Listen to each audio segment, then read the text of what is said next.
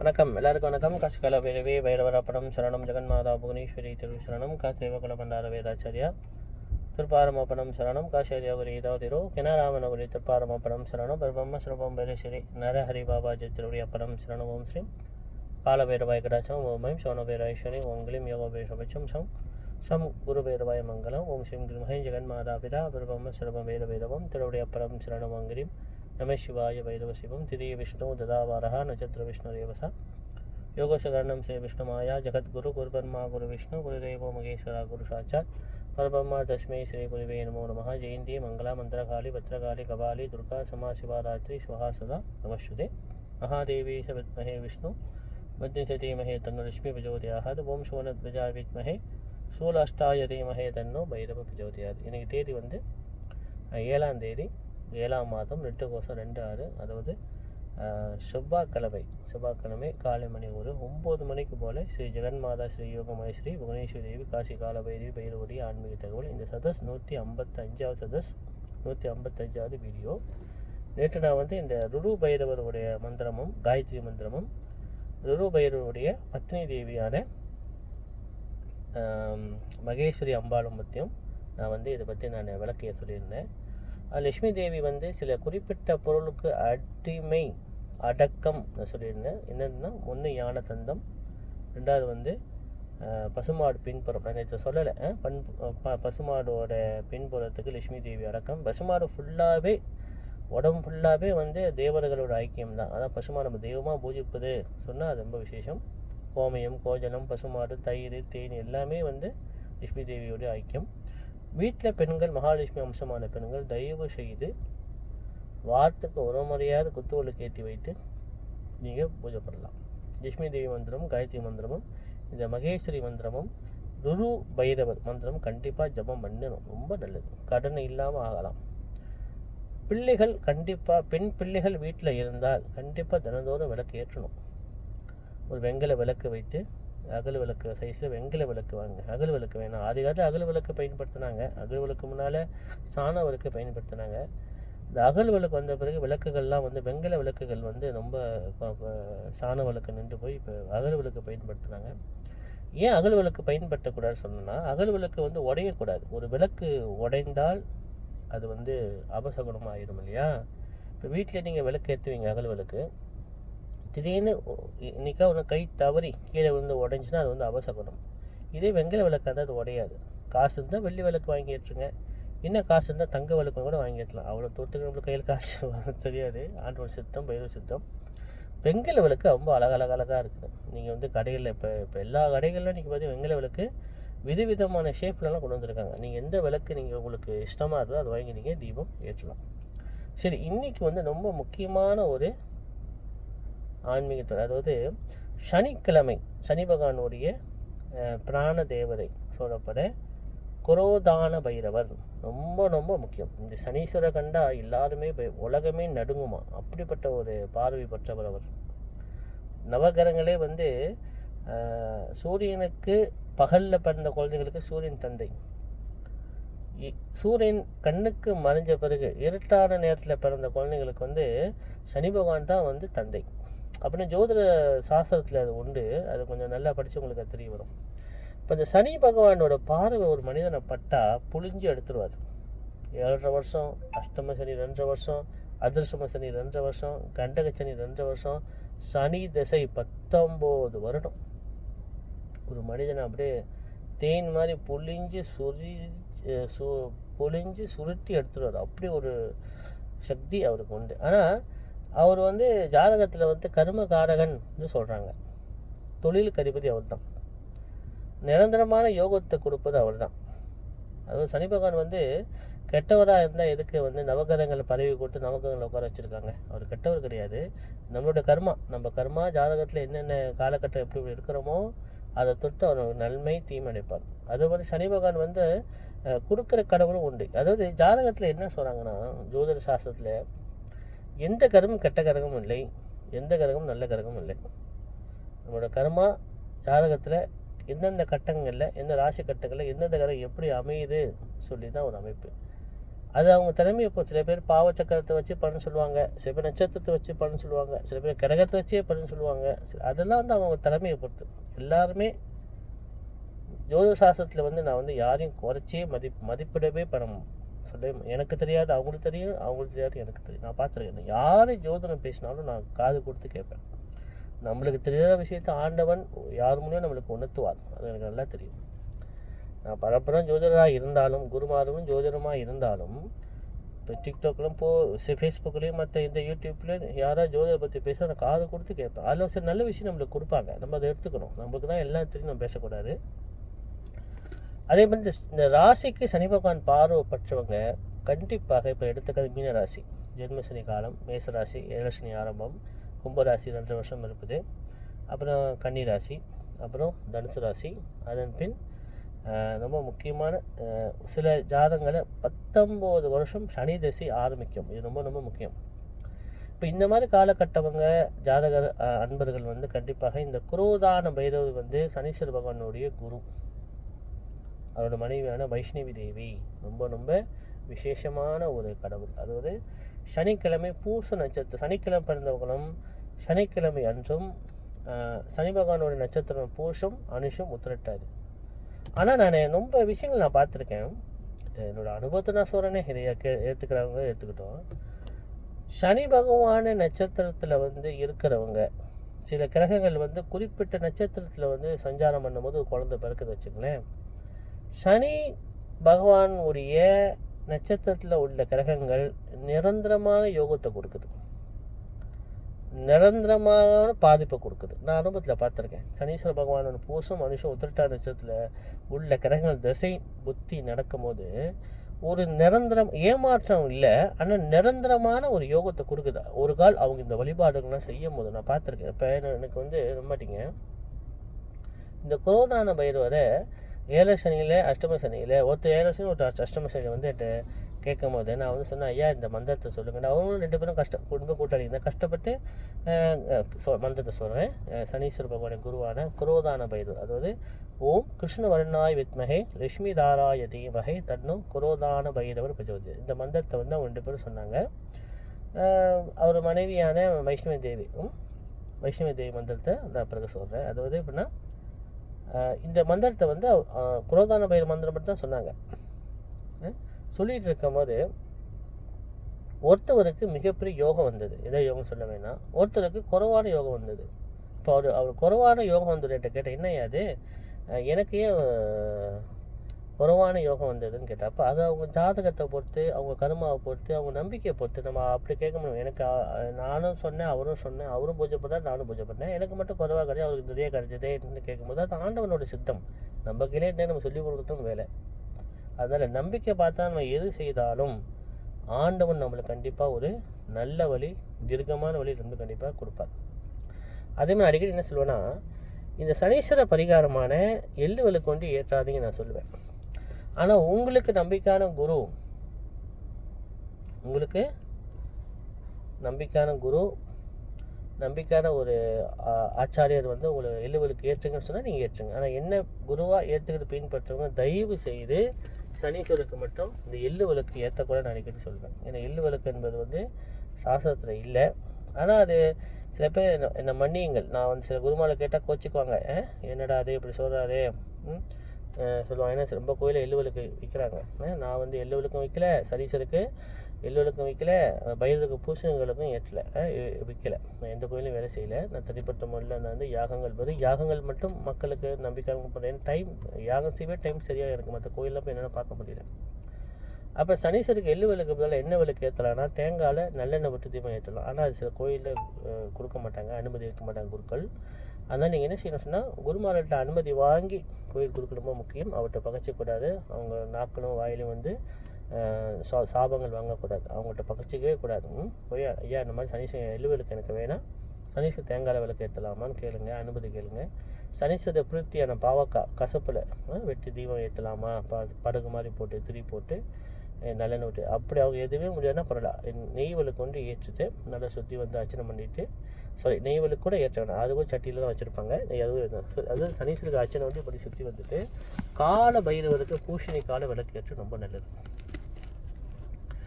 இல்லைன்னா பைரவருக்கு பாவக்காய் கூட விளக்கேற்றலாம். ஆனால் சில பேர் கேட்பாங்க, பாவக்காய் விளக்கேற்றுறானுங்க, என்னென்ன பேச்சு பேசுகிறாங்க தெரியுமாம்மா, பாவக்காய் விளக்கேற்றுறாங்க, வாழைப்பழத்தை விளக்கேற்றுறானுங்க, கேட்டால் அதெல்லாம் என்ன பழக்கம்னு கேட்குறாங்க. தேங்காய் விளக்கேற்றலாமான்னா அது ஏற்றலாமா, ஏன்னா அது பழம் இல்லையா. தேங்காய், பாவக்காய், பரங்கிக்காய் எல்லாமே பல வகையில் சேர்ந்தது தான், எல்லா காய்கறிகளும் சேர்ந்தது தான். எல்லாத்துலேயும் ஒரு மகத்துவம் உண்டு. அது அகோரி மார்க்கத்தில் இருக்கிறவங்களுக்கு அதை மகத்துவம் தெரிய வரும். அப்போ வந்து அது வந்து பார்த்தா யாரையும் தவறாக பேசக்கூடாது, அவங்களோட அறிவு கேட்டி தான் அவங்க பேசுகிறாங்க. சரி விடுங்க, பரவாயில்ல. அதாவது பைரவருக்கு நல்ல ஒரு பூசணிக்காவும் பாவக்கோ இல்லைன்னா பூசணிக்காலே விளக்கேற்றுங்க, ஏற்றி நல்லா அர்ச்சனை பண்ணி ஒரு 21 சுற்றி வந்து இந்த மந்திரத்தை நீங்கள் கண்டிப்பாக சொல்லணும். கிருஷ்ண வருணாய் வித்மகே லக்ஷ்மி தாராய தீமகே தன்னும் குரோதான பைரவ பிரச்சோதியாது. அம்பாள் வைஷ்ணவி தேவி அம்பாளுடைய மந்திரம் வந்து தச்சத் பஜாய் வித்மகே சக்கர அஷ்டாய தீமகே தன்னும் வைஷ்ணவி தேவி பிரச்சோதியாது. இந்த 2 மந்திரத்தை நீங்கள் இந்த சனி பகவான் பாதிப்புள்ளவங்க கண்டிப்பாக நீங்கள் ஜபம் பண்ணணும். காசு அதிகமாக உள்ளவங்க, வசதி உள்ளவங்க, நல்ல உங்கள் நம்பிக்கையான குருமார்களை கூப்பிட்டு சில ஹோமங்கள் நீங்கள் செஞ்சுக்கலாம். அஷ்ட பைரவர் யாகம் நீங்கள் செய்யலாம். அப்போ இந்த கொரோனான பைரவர் வந்து ரொம்ப ரொம்ப முக்கியம். எதுக்கு முக்கியம் சொன்னால், சனி பகவான் பாதிப்பு இல்லாமல் இருப்பதுக்காக இந்த மந்திர ஜபம் கண்டிப்பாக நீங்கள் செய்யணும். வித்தியாசங்கள் தெரியாது. இப்போ சனிக்கிழமை கண்டிப்பாக கோயிலுக்கு எல்லோரும் தான் சொன்னேன், இந்த சனி பகவான் பார்வை பட்டாலே எல்லோரும் பயப்படுறோம். ஐயோ சனீஸ்வரா நம்மளை புரிஞ்சு போடு. ஆனால் ரொம்ப நல்ல மனுஷன். எந்த ஒரு கிரகத்தையும் யாரும் தப்பாக பேசாதீங்க. கஷ்டப்படுறேன்னா நம்மளோட கர்மா. சில பேர் என்ன சொல்கிறாங்க, நான் இப்படி சாமி கும்பிட்டேன், அப்படி சாமி கும்பிட்டேன், எனக்கு ஏன் கஷ்டம் வர்றேன், இதே தான் பேச்சு. நீ என்ன செஞ்ச கேட்டால் நான் அது செஞ்சேன், இது செஞ்சேன், அது அப்படி அதான் சொன்னேன். எல்லாத்தையும் குறை சொல்லியே சில பேர் பழக்கமாக இருக்காங்க. ஆனால் யாரும் வந்து முழுமையாக இருக்க மாட்டாங்க. ஒரு அம்மா 48 நாள் விளக்கேற்றினேன் அப்படி இப்படின்னு சொன்னாங்க. நான் சொன்னாம்மா, சத்தியமாக உங்கள் தலைமையில் கை வச்சு சொல்லி 48 விளக்கேற்றினேன் இல்லையா, தப்பாக வச்சுக்காதீங்க, நான் ஒரே நாள் தான் விளக்கேற்றுறேன்றாங்க. ஆனால் என்கிட்ட பில்டாப்பு, 48 நாள் விளக்கேற்றினா பயிருக்கு எனக்கு ஒன்றும் நடக்கலை பாருங்கள், எப்படியெல்லாம் போய் பேசுகிறாங்கன்னு. அவங்க விளக்கேற்றி அவங்க வழிபட்டால் அவங்களுக்கு நன்மை. இதுலேயும் பொய், ஆண்டவட்டையும் பொய், எனக்கே புரியல. ஏன் வந்து உண்மையாக இருக்க மாட்டாங்க, பக்தியாக இருக்க மாட்டாங்க. நம்ம இந்துக்களான நம்ம சைவர்கள் அவங்களோட உண்மையான பேர் ஆதி பைரவ சைவர்கள். நம்ம வந்து வழிபாடு விஷயத்தில் வந்து நம்ம 1 உலகத்துக்கே தமிழவங்க தான், இந்துக்களோட தமிழங்க தான் வழிபாடு சொல்லி கொடுத்த மதம் புராதான சைவ மதம். எப்போ தோன்றுறதுன்னு யாருக்குமே தெரியாது. அப்படி ஒரு மகத்துவான மதத்தில் பிறந்த நம்ம ஆயிரக்கணக்கான வேதங்கள் வந்து ரிஷிகள் நம்மளுக்கு கண்டுபிடித்து வைத்து ஆயிரக்கணக்கான மந்திரங்கள் கண்டுபிடிச்சி, ஆனால் நம்ம இந்துக்கள் நம்ம பிள்ளைங்களுக்கு மந்திரத்தில் பேர் வைக்க மாட்டாங்க. கேட்டால் மாடர்னாக வைக்கணுமா பாருங்க.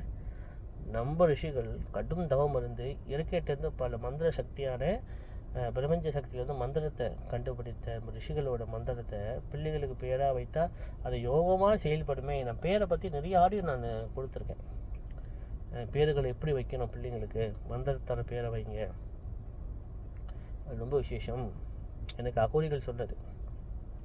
அப்படி ஒரு மகத்துவம் இருக்குது மந்திர பேரில். அதே மாதிரி சனீஸ்வர பகவான் வந்து ரொம்ப நல்ல மனுஷன். அவர் எல்லாரும் வந்து சில பேர் தவறாக அனுப்பினாங்க. அவர் காலங்களில் கஷ்டம் வரதான் செய்யும். ஏன்னா நம்ம கர்மா, அவர் தான் கர்மகாரகன்னு சொல்கிறோம் இல்லையா. ஒரு கர்மா நம்ம செஞ்சாகிறோம். அவர் பார்வை படும் போது ராசிக்கு கண்டிப்பாக நம்ம ஒரு கர்மா செஞ்சாகணும். கர்மானா என்ன, அது நான் பிறகு வளர்க்குறேன். கர்மா பற்றி பேசணும், நிறைய விஷயம் பேசணும். அது பிரார்த்த கர்மா, பிரசித்த கர்மா, நிறைய கர்மா இருக்குது அதை பற்றி. அப்போ இந்த பைரவர் வழிபாட்டில் வந்து குரோதான பைரவர் ரொம்ப ரொம்ப முக்கியமானவர். யாருக்கு சொன்னால் சனீஸ்வர பகவான் வழிபாட்டுக்கு ரொம்ப முக்கியத்துவம் பெறுவார். சனிக்கிழமை இந்த மந்திரத்தை எல்லாரும் கண்டிப்பாக சொல்ல. நான் ஏற்கனவே இந்த 12 ராசியோட ராசி பலனம் இந்த இது இந்த வருஷம் 2026 14ஆம் தேதி 4ஆம் மாதத்துலேருந்து அடுத்த வருஷம் 2027 4ஆம் மாதம் 14ஆம் தேதி வரைக்கும் என்னென்ன ராசிக்கு எந்தெந்த பலன், பொதுவான பலன் தான். அவங்க ஜாதகத்தை வச்சு தான் இப்போ துல்லியமாக கணிக்க முடியும். பொதுவான பலன் நான் எல்லாம் விளக்கியிருக்கேன். அப்போ நீங்கள் அந்த ஆடியோலாம் நீங்கள் கேட்கணும். இந்த மேச ராசிக்கு எப்படி சொன்னேன், ரிஷப ராசிக்கு என்ன சொன்னேன், இதெல்லாம் நீங்கள் கேட்டால் தான் தகுந்த மாதிரி பரிகாரம் செய்யணும். ஆனால் என்ன பரிகாரம் செய்தாலும் இந்த அஷ்ட பைரவர் பிரயோகம் வந்து ரொம்ப ரொம்ப முக்கியம்.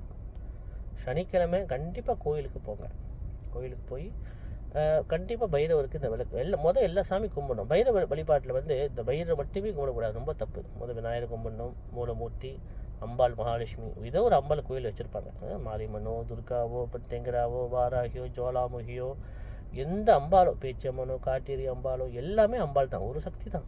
அம்பாலை புவனேஸ்வரன் நினச்சி கும்பிட்டுட்டு நவகிரகங்களையும் சுற்றி வந்துட்டு மும்மூர்த்திகளை மனதால் நினைத்து சப்தரிஷிகளையும் மனதால் நினச்சி ஒரு முன்னோர்களான வாசுருத்தன் ஆதித்யன் மனதால் நினச்சி கடைசியாக பைரவ வழிபாடு செஞ்சிங்கன்னா பைரவ போய்ட்டு ஒரு பூசணிக்காய் விளக்கோ தேங்காய் விளக்கோ இல்லை என்ன பூசணி விளக்கு ஏற்ற முடியல பரவாயில்ல, காசு இல்லை பரவாயில்ல, அவரை ஒரு சுத்தியாவது வந்து உட்காந்து வந்து அவர் மந்திரத்தை சொன்னாலே போதும். நல்லா வந்துட்டிங்களா, அது தகுந்த மாதிரி நீங்கள் ஹோமங்கள், பரிகாரங்கள், பூச்சிகள் நீங்கள் கண்டிப்பாக நீங்கள் செஞ்சுக்கணும். அதே மாதிரி இந்த பைரவர் வழிபாட்டில் வந்து ரொம்ப முக்கியத்துவம் வந்து மந்திர ஜபம், தீபம், ஹோமம் ரொம்ப ரொம்ப முக்கியம். ஒரு மூலிகம் ஒரு மகத்துவம் பொருந்தியது. இப்போ சனீஸ்வர பகவான் பிரித்தி வந்து கசப்பு. ஒரு பாவக்காய் 700 காய்கறிகள் சமமாக வேதத்தில். ஒரு பாவக்காய் 700 காய்கறிகளுக்கு வந்து சமம் சொல்லி வேதம் சொல்லுது.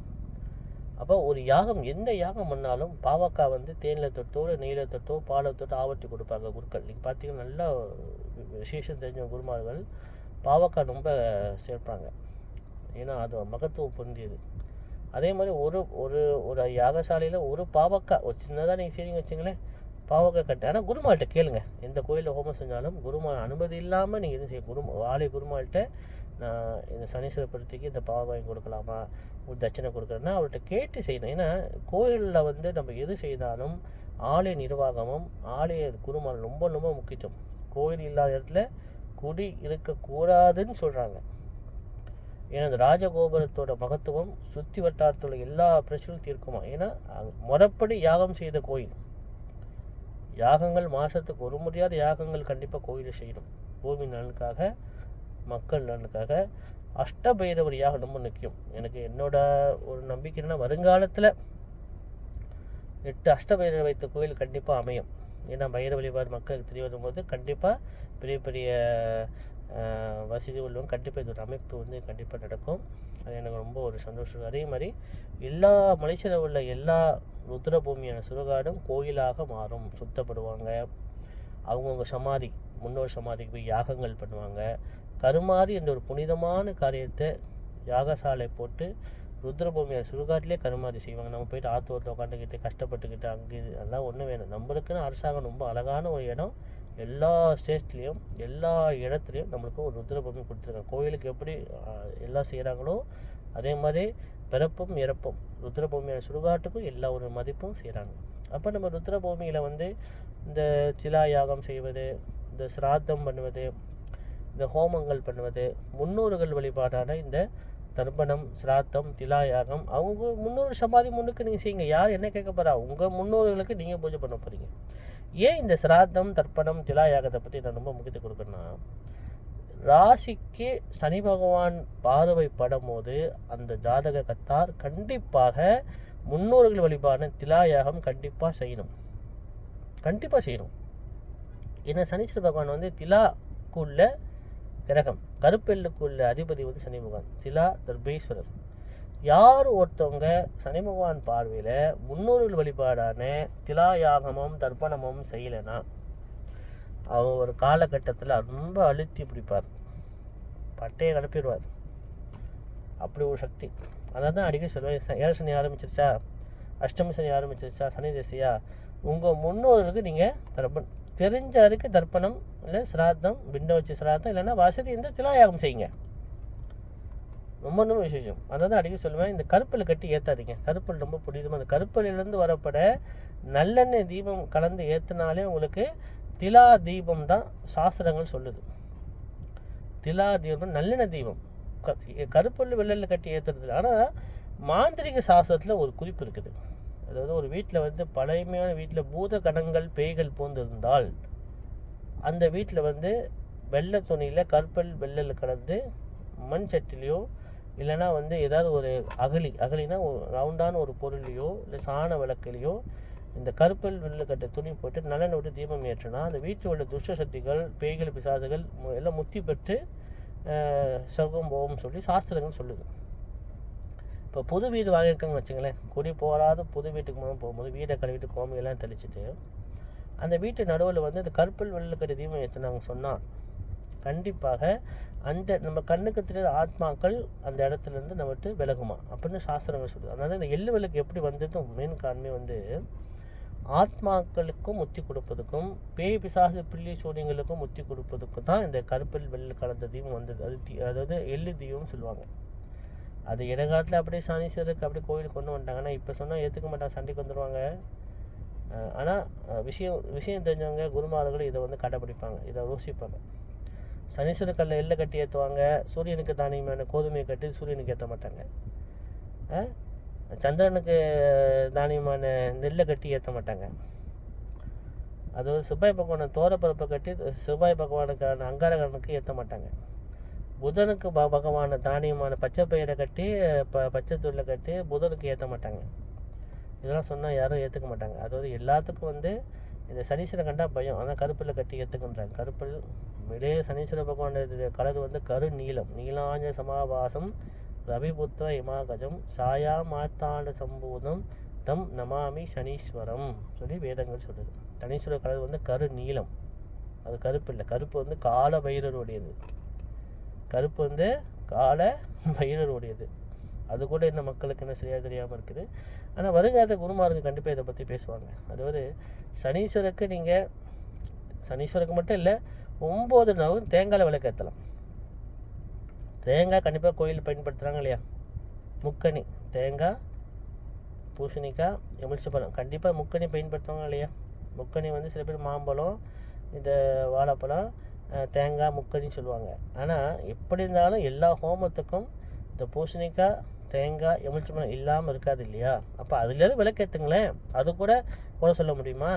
சரி, அப்படின்னா மாவிளக்கு கூட தப்பாக அம்பாளுக்கு மாவிளக்கு ஏற்றுறாங்க பெண்கள், அது கூட தப்பாக போயிடுமோ? இல்லை, அவங்க கோயிலில் என்னென்ன விளக்கு வைக்கிறாங்களோ அதுதான் உண்மை. அவங்க தெரியாத விளக்கெல்லாம் பொய்யா? அப்படின்னா ஒன்றும் கிடையாது. தெரிஞ்சவங்க எல்லாம் பேச மாட்டாங்க, தெரியாதவங்க சிலர் பேசுவாங்க. ஆனால் இப்போ வந்து எல்லோரும் புரிஞ்சுக்கிறாங்க. இப்போ எல்லோரும் புரிஞ்சுக்கிறாங்க, நல்லா படிக்கிறாங்க. வேதங்கள் ஒரு தீபத்துக்கு மகத்துவம் இருக்கிறது எல்லாத்துக்கும் இப்போ தெரிய வருது. அதனால் சனீஸ்வர பரிகாரம் வந்து சனீஸ்வர அர்ச்சனை பண்ணி நல்லா சுற்றி வாங்க. முடிஞ்சால் தேங்காய் விளக்கு ஏற்றுங்க, இல்லை குருக்களை அனுமதி கொடுத்தா பாவக்கால விளக்கு ஏற்றுங்க. கண்டிப்பாக எனக்கு தெரிஞ்சு சின்ன கோயிலில் உள்ள குருமாரை அனுமதி கொடுக்குறாங்க. அப்போ ஒரு பெரிய கோயிலில் பைரவர் வச்சுருப்பாங்க, சில கோயிலில் பைரவர் இல்லைன்னா கண்டிப்பாக விநாயகர் இருப்பார். விநாயகர் இல்லாத கோயிலே கிடையாது. இந்த விநாயகருக்கு என்ன ஒரு பெரிய மகத்துவம் சொன்னால், விநாயகருக்கு வந்து ஆதி மூல பரபிரமமான விநாயகருக்கு எல்லா தெய்வங்கள் வழிபாடு விநாயகருக்கு செய்யலாம். பயிர் வழிபாடும் விநாயகருக்கு செய்யலாம், அம்பாள் வழிபாடும் விநாயகர் செய்யலாம், மோட்ச தீபமான விநாயகரை ஏற்றலாம். எல்லா வழிபாடும் விநாயகர் மூலமூர்த்தி ஒருவர் இருந்தால் போதும். பயிர் கூட நம்மளுக்கு தேவையில்லை, விநாயகர் இருந்தாலே போதும். விநாயகர் இல்லாத கோயிலே கிடையாது. அப்படி ஒரு மகத்துவம். இப்போ நான் அடிக்க சொல்லுவேன், சில பேர் கேட்பேன், ஐயா எங்கள் கோயில் எஸ்டேட்டில் வந்து பைரவர் இல்லை, என்ன செய்தோம்? கண்டிப்பாக விநாயகர் இருப்பேன். ஆமாம் ஐயா, அரச விநாயகர் இருக்காரு, அரசமத்து விநாயகர் இருக்காரு. அப்போ அவருக்கு போய் ஏற்றுங்க. அந்த குருக்கள்கிட்ட கேட்டு, இல்லையா குருக்களே கிடையாது, நீங்களே சுத்தம் பண்ணி கோமையாக தெளித்து சாமி போக போட்டு நீங்களே விளக்கேற்றிட்டு நல்லா நீங்கள் நல்லா ஜபம் பண்ணிவிட்டு வாங்க, வேலை செய்யுது. ஒருத்தவங்க அப்படி செஞ்சாங்க, எஸ்டேட்காரங்க. அவங்க எஸ்டேட்டில் வந்து கோயில் இல்லை, ஒரே விநாயகர் தான் இருந்தார், அரசமத்து விநாயகர். அவங்க அம்மா போய் வேலை முடிஞ்சு வந்தோடனே எஸ்டேட்டு வேலை செய்கிறவங்க தான் நல்லா கழுவி நல்லா சுத்தம் பண்ணிவிட்டு அந்த விநாயகருக்கு பூ மட்டும் வச்சுட்டு அவங்க கையாலே போட்டாங்க. தாய் தானே, பெண்கள் மகாலட்சுமி போட்டு அவங்க ஒரு பூசங்களுக்கு ஏற்றிட்டு வச்சு மறுநாள் போய் சுத்தம் பண்ணிட்டு வந்துடுவாங்க. அவங்களுக்கு நல்லா பலன் நடக்குது, இன்னும் செஞ்சுக்கிட்டு வராங்க.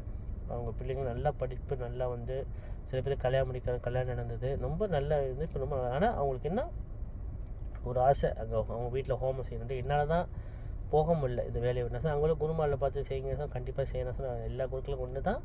இந்த குருமாரை கூட்டு வீட்டில் ஒரு கணபதியாகவும் பைரவியாகவும் லட்சுமியாகவும் செய்யுங்கம்மான்னு சொல்லியிருக்கேன். அவங்க கண்டிப்பாக செய்கிறான்றாங்க. எப்போ செய்ய போகிறாங்க தெரியல. 6 வருஷத்தம் காசிகால பைரவி பைரவ சரணம் ஜெகன்மாதா புவனேஸ்வரி திருசங்கரி நமசிவாய பைரவஸ்தியம். அதாவது குரோதான பைரவோட மந்திரம் ஓம் கிருஷ்ணவர்ணாய் வித்மஹே லக்ஷ்மிதாராய தீமஹே தன்னோ குரோதான பைர பிரஜோதியாது தச்சத் பிரஜாய் வித்மஹே சக்கர அஷ்டாய தீமஹே தன்னோ வைஷ்ணவி தேவி பிரஜோதியாது. ரொம்ப ரொம்ப முக்கியம் இந்த 2 மந்திரமும். இந்த ராசிக்கு நான் ராசி பலன் சொல்லிட்டேன். இந்த வருஷம் 12 ராசிக்கும் ராசி பலன் சொல்லுவோம். எந்தெந்த ராசிக்கு சனீஸ்வர பகவான் பாதிப்பு கொடுக்குறாரோ அந்த ராசிக்காரவங்க கண்டிப்பாக சொல்லணும். அதுக்காக மற்ற ராசியாக சொல்லக்கூடாதுன்னு சொல்ல, எல்லா ராசிக்காரங்களும் இந்த குரோதன பயிர் மந்திரத்தை சொல்ல சொல்ல சொல்ல தொழில் மேன்மை அடையும், நல்ல வாரிசு அமையும், நல்ல யோகங்கள் வரும். இது அனுபவத்தில் நீங்கள் உணர முடியும். நான் வந்து உங்களுக்கு சொல்லி தான் கொடுக்க முடியும், வழி தான் காட்ட முடியும். அது அவங்கவுங்க சித்தத்தை பொறுத்து. அதே மாதிரி எள்ளு விளக்கை பற்றி எனக்கு நான் வேணாம் சொல்கிறேன். ஆனால் உங்கள் குருக்கள் போட சொன்னால் நீங்கள் போடுங்க. இந்த ஆடியோ கேட்டு எனக்கு சண்டைக்கு வராதிங்க. சண்டை போகிற டைம்லாம் இல்லை, என் வேலையை பார்க்க முடியல. நான் விளக்கு தான் என்னோடய வேலை. எனக்கு ஒரு மனிதன் ஓரளவு கரெக்டாக வழிபாடு செஞ்சால் பலன் பார்க்கலாம். நீங்கள் உங்கள் குருக்கள் சொன்னால் நீங்கள் போடுங்க. அது அந்த குருக்களுக்கு போய் பாவ புண்ணியம் போய் கிடைக்கும். ஒரு மனிதனுக்கு தப்பான வழிபாடு சொல்லி கொடுத்தாலும் பெரிய பாவம். இப்போ நானே பயிர் வழிபாட்டில் தப்பு செஞ்சுட்டு தக்க மன்னிப்பு கட்டுறேன். அம்மா தாயே என்னை மன்னிச்சிடுங்க, தப்பாக சொல்லிவிட்டு என்னை மன்னிங்கள் மன்னிப்பு. ஏன்னா ரொம்ப பயம். ஒரு குரு தப்பான வழிபாடு யாருக்கும் செய்யவும் கூடாது, தப்பான உபதேசம் செய்யவே கூடாது. அது 3 தலைமுறைக்கு தோஷம் பாயும். அது சனீஸ்வருக்கு நீங்கள் சனீஸ்வருக்கு பரிகாரம் நீங்கள் செய்யும்போது விளக்கு ரொம்ப முக்கியம், அர்ச்சனை ரொம்ப முக்கியம். எள்ளை கட்டி பாத்தில் வைக்கிறேன், எள்ளு ஒன்று செஞ்சு பாத்தில் வைக்கிறேன், அதெல்லாம் செய்யாதீங்க. எள்ளு ரொம்ப ரொம்ப புனிதமானது. சிராத்த காரியத்துக்கு மட்டுமே, முன்னோர்கள் ஆத்மா சாந்திக்காக செய்ய வேண்டிய ஒரு பூஜை. இப்போ ஒரு ஹோமம் செஞ்சிங்கன்னா எள்ளோடு கலந்து மற்ற ஜாதிகள் கலந்து போடுவீங்க, அது திலாயாகம். எள்ளை தனியாக கட்டி ஏற்றக்கூடாது, ரொம்ப ரொம்ப ஆபத்து. சொந்தத்துக்கு செய்கிற சிராத்த பூஜை. ஸோ பரவாயில்ல, அது பக்கம் இருக்கட்டும். அது குருமார்கள் அடுத்த நம்ம மலேசியாவில் நிறைய சங்கங்கள் இருக்கிறாங்க. குருக்கள் சங்கம், அர்ச்சக சங்கம், இந்து மாமன்றம், இந்து சங்கம், நிறைய மன்றங்கள்லாம் இருக்காங்க. அவங்கெல்லாம் இதை வந்து வருங்காலத்தில் இதை கலந்து பேசுவாங்க. கண்டிப்பாக ஒரு முடிவுக்கு எடுப்பாங்க. மக்கள் அறியாமை செய்கிற தவிர மாற்றிக்கணும். நம்ம தமிழங்க என்ன விஷயம்னா, ஒரு விஷயம் சொன்னால் அவங்க மனசில் சரின்னு பட்டுச்சுன்னா மாற்றிக்குவாங்க. சரியாமல் செய்கிற வரைக்கும் செய்யட்டோம், தெரிஞ்ச பிறகு கண்டிப்பாக மாற்றுவாங்க. அதனால் இந்த சதஸ் 155 சதஸ் வீடியோ. இது வந்து முழுக்க அஷ்ட பைரவர் பிரயோகத்தில் வந்து சனி பகவானுடைய பரிகாரமும், சனிக்கிழமை பிறந்தவங்களுக்கும், பூசம் அனுஷம் உத்திரட்டாதி நட்சத்திரக்காரங்களுக்கும், யார் ராசிக்கு எந்தெந்த ராசிக்கு சனீஸ்வர பகவான் பார்வை பரவங்களுக்கு சொல்ல வேண்டிய மந்திரமும் பரிகாரமும் ரொம்ப முக்கியம். காசிகார பைரவி பைரவ சரணம், ஜெகன்மாதா புவனேஸ்வரி திருவசங்கரி நம சிவாய பைரவ சிவம்.